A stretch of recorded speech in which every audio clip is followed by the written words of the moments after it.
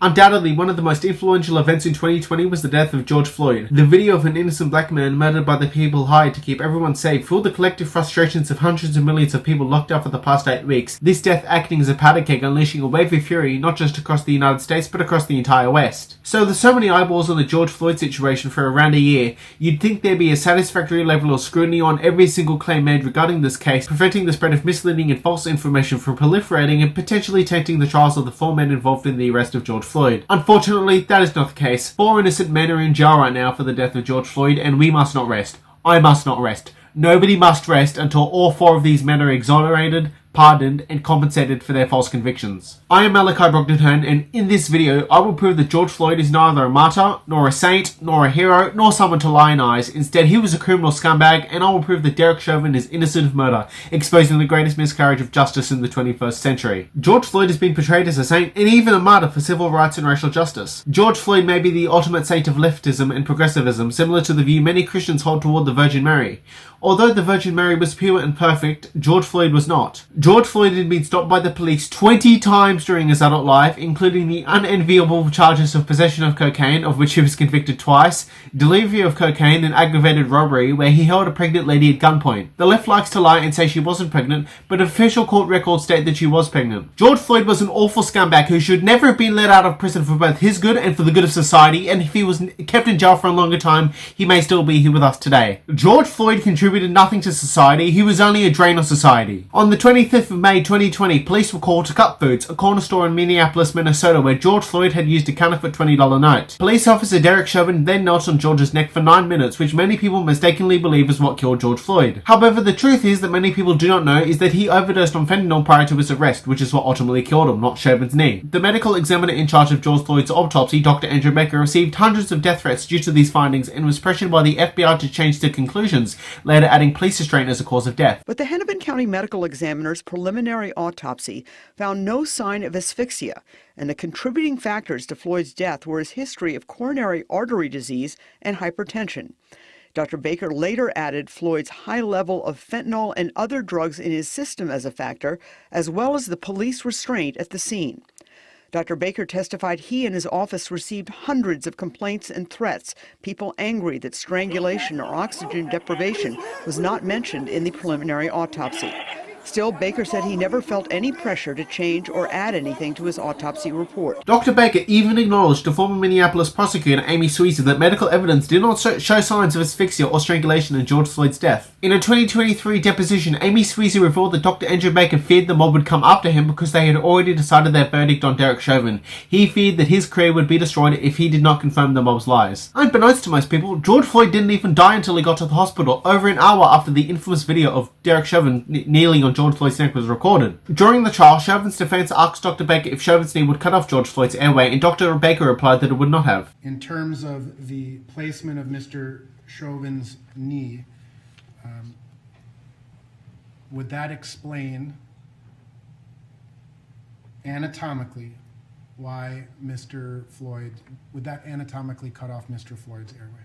In my opinion, it would not. Anybody familiar with the process of a criminal trial knows that the prosecution must prove their case beyond reasonable doubt that the defendant is guilty of murder, and that if the prosecution cannot prove their case beyond reasonable doubt, the jury is required to find the defendant not guilty. The fact that the star witness for the prosecution's case testified under penalty of perjury that Derek Chauvin's knee would not have killed George Floyd should have immediately inspired the jury to exonerate Derek Chauvin. The culpability of Derek Chauvin's knee in George Floyd's death is the single most important fact in this case, more important than whether or not George Floyd was on drugs. If Derek Chauvin's knee did not kill George Floyd, then he is not guilty of murder. He's not even guilty of manslaughter. If Derek Chauvin's knee did not kill George Floyd, that would create reasonable doubt as to the guilt of Derek Chauvin. If Derek Chauvin's knee did not kill George Floyd, the jury knew they had to exonerate Derek Chauvin. The jury knew they were required to make that hard decision as part of their civic duty. The jury knew that the mob would be after them if they exonerated him. Unfortunately, the jury decided to convict Derek Chauvin of second-degree murder, third-degree murder, which are mutually exclusive charges, and second-degree manslaughter. Luckily, however, we can hear from the horse's mouths as to why they decided to convict Derek Chauvin of murder and send him to prison for the next 2 decades of his life. Following the trial, former CNN journalist Don Lemon interviewed the jurors involved in the Chauvin trial, and their responses were very telling. They revealed that their convictions were not inspired by whether or not Derek Chauvin was guilty or not guilty, but by Chauvin's alleged lack of care for George Floyd. I want you to pay attention to what these jurors have to say. We got to the point actually that we realized for charge 2, at some point, I think it was Jody, I'm pretty sure it was Jody, said, wait a minute, does the intended act of harm have to be the death of George Floyd, or can it be him not providing the life support? And it was like all of a sudden light bulbs just went on for those people, I think, that were undecided or on the not guilty side. Yeah, go ahead. I want to hear from you, Jody. Why is that? You brought that up? What did you? I brought that up because Tell me what you brought up and why.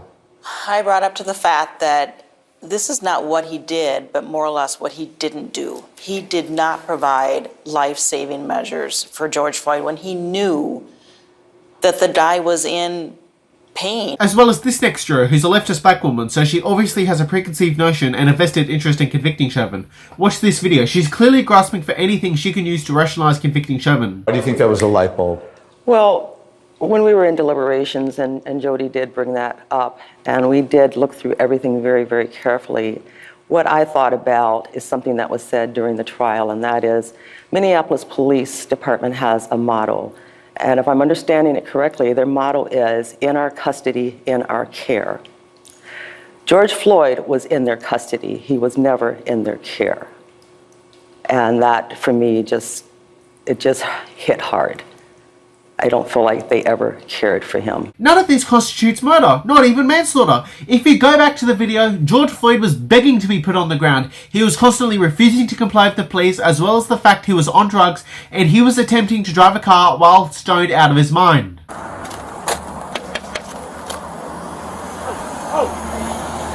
Let me see your hands. Damn, man. Stay in the car. Let me see your other hand. I'm sorry. Let me see your other hand. Please, Mazab. Both hands. Do nothing. Put your hands up right now. Let me see your other hand. All right. What I do, though? What do we do? Put your hand up there. Put your hand up there. Jesus Christ. Keep your hands on the wheel. And you know why we pulled you out of the car? Because you was not listening to anything we told you. I'm on the ground. I'm on the ground. I'm on the ground. Get in the squad. I'm on the ground. I'm on the ground.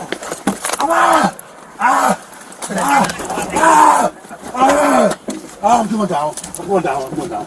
Get in the squad. I'm going down.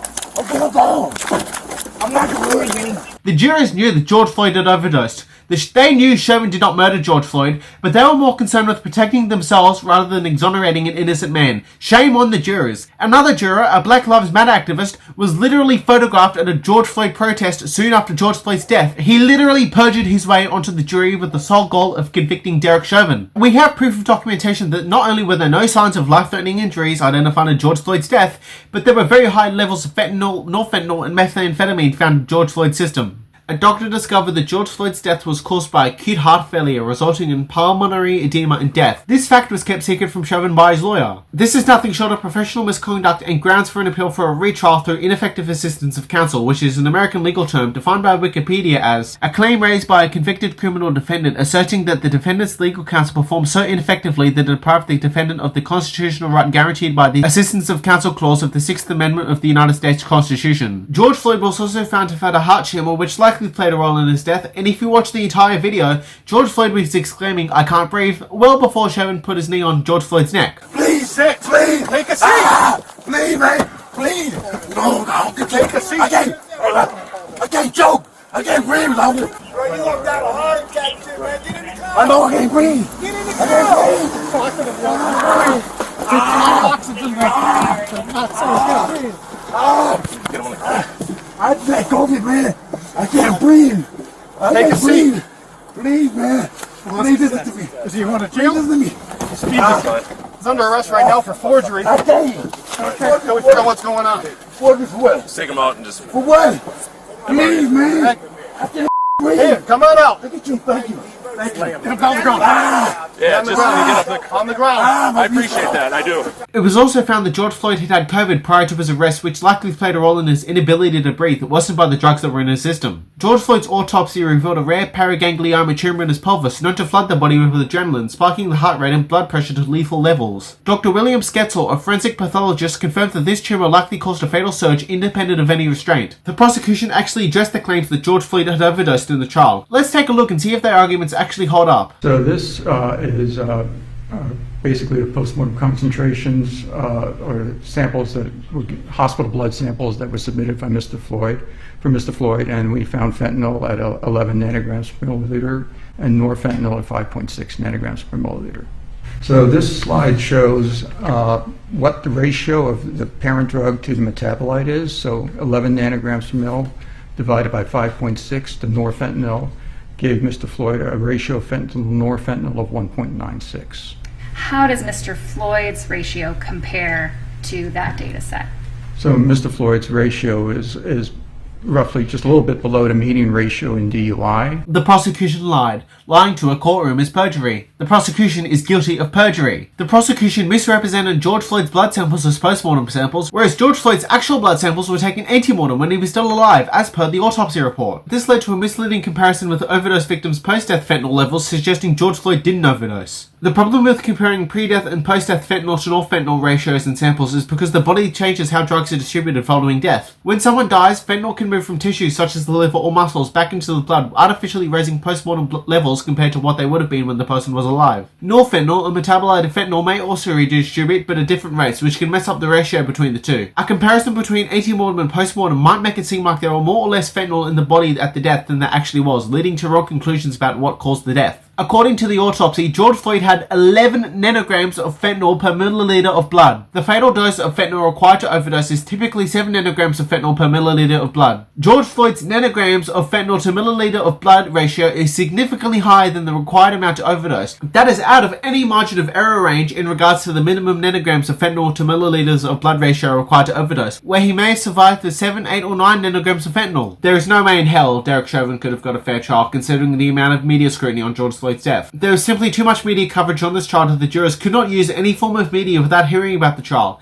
This was one of the most significant trials of the 21st century and one of the most scrutinized trials in human history and one of the only trials to ever be televised. The jury was allowed to go home every day, driving past rioters demanding a guilty verdict. They were not fully sequestered as opposed to the Aaron Patterson mushroom murder trial where the jurors were sequestered. The jurors were able to go home and read social media or watch the nightly news bulletins froth at the mouth for George Floyd, and they were able to go to the city for a night out or for a weekend trip and hear everybody talk about the Chauvin trial and them demand a guilty verdict. This trial was on everybody's lips. The jurors knew for a fact that their lives and their families' lives were in grave danger if they acquitted Chauvin. As stated prior, Chauvin's lawyer did not give him the constitutionally guaranteed protections afforded to him. Furthermore, police officers from the United States Department of Justice were on standby to arrest Derek Chauvin for federal civil rights violations had he been found not guilty, despite the fact there is literally no evidence that this was racially motivated, let alone a murder. Politicians were literally portraying Derek Chauvin as a murderer who is worse than Satan months before his trial began. If you have politicians in the most senior offices in your country calling you a murderer before your trial begins, under no circumstances is a fair trial possible. This is the greatest mistrial of all time. Considering the amount of mismanagement, this was intentional. Derek Chauvin is a political prisoner. There is absolutely no doubt in my mind that certain figures wanted Derek Chauvin to be a sacrificial lamb to both equity and racial justice, sending a message to good Samaritans that those who stop criminals will be prosecuted and telling blacks that white people are to be feared and that they can act with impunity and expect no repercussions. Unfortunately, even today in 2025, despite the white awakening and the exoneration of Daniel Penny, Derek Chauvin has had his appeal to the Supreme Court for a new trial rejected, despite the fact that the Republicans have a supermajority in the Supreme Court and Donald Trump refuses to speak out in favour of Derek Chauvin despite the ample evidence of his innocence, while Donald Trump goes out of his way to be Israel's lapdog. The death of George Floyd was undoubtedly tragic. A soul has been lost to eternal damnation in hell. In case you were wondering, the other 3 political prisoners are Tu Tao, who quoted scripture in a sentencing hearing, Thomas Lane and J. Alexander Quang. They, along with Derek Chauvin, are in jail right now for a sham verdict, a show trial. Justice was not the top priority for the prosecution, claiming a scalp was. Never stop shouting from the rooftops the innocence of Derek Chauvin and the other 3 police officers present at the arrest of George Floyd. But I am going to end the video here. If you liked the video, give it a like, and if you didn't like the video, give it a dislike. I want to hear your guys' genuine thoughts. If you would like, I want to see whether you guys would like more of this content. And if you agree with me, tell me in the comments. And if you have anything you want to add, like you think there's anything I left out, tell me in the comments. And if you think I'm wrong, please tell me in the comments. Maybe we can have a fruitful debate, a respectful debate. I want to hear from you all. I want to hear all of your guys' thoughts, whether you agree with me 100%, agree with me 75, 50%, 25, or 0%. I want to hear from you all. I will be at the March for Australia next Sunday on the 19th of October at 12 p.m. I don't know the specifics as to how you can meet me. I'll pay attention to my social medias, all of which are linked in the description, and my Twitter handles on the screen right now, I believe. And there's probably a way you can meet me. I'll probably tell you how you can meet me. And I've got a free Discord you can join, and I also have what's that thing called Patreon, where you can join for as little as $5 Australian a month, where you can get bargain. I think it's $3 American a month. That's a fucking bargain, mate. Including exclusive Discord benefits, shoutouts at the beginning of my YouTube and Substack articles. Thank you all for watching, God bless you all, and I would like to leave you all with the famous confessional poem by Lutheran pastor Martin Niemöller. First they came for the socialists, and I did not speak out because I was not a socialist. Then they came for the trade unionists, and I did not speak out because I was not a trade unionist. Then they came for the Jews, and I did not speak out because I was not a Jew. Then they came for me, and then there was no one left to speak for me.